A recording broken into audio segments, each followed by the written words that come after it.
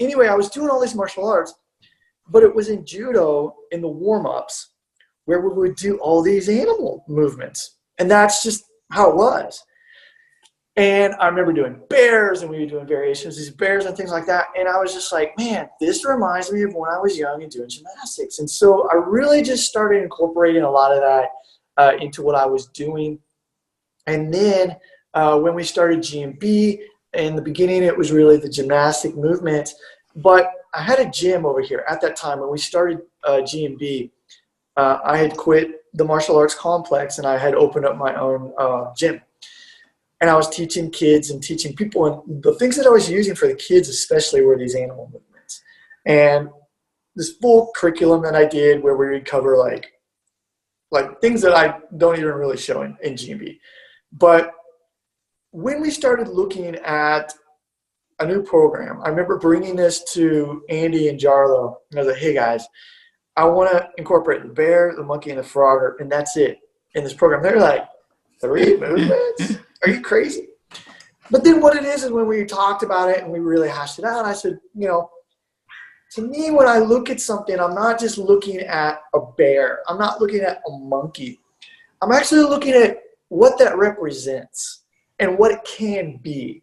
And so when I look at, for example, the bear, I see, better shoulder health. I see better flexibility and mobility in the body. I see a handstand. I see a person who's better at being able to have control over their body for push-ups. And so I see a lot of different things happening in there. And so that's really where elements came about. And that's why we have these animal movements in there.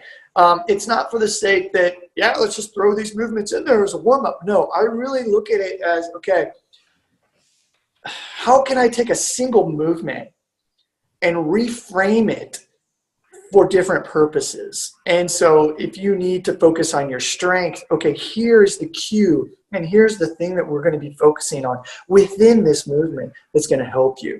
And so that's really where that kind of just started in GMB, and then we expanded and going deeper into explaining why that is. And again, similar to what I was explaining with the gymnastic movements, is it's just fun.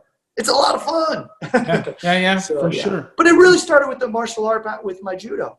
And to be honest, we've got a lot of people. I love Brazilian Jiu-Jitsu. I'm a purple belt in Brazilian Jiu-Jitsu. And, I mean, these help you.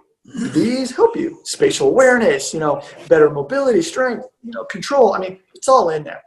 Yeah, it's funny. We have some MMA fighters that come to our gym. Basically, people always come to us. They start with us for physiotherapy, and then they go, "Hey, what you guys are doing is pretty cool. We want to do that." And so we have a core of these MMA fighters that come to us, and they love the animal movements because it's like, oh my God, like you can move like that, right? Right. And for them, it helps them in what they do, right? It allows them to translate their skills better when they are wrestling, when they're performing jiu-jitsu. Exactly.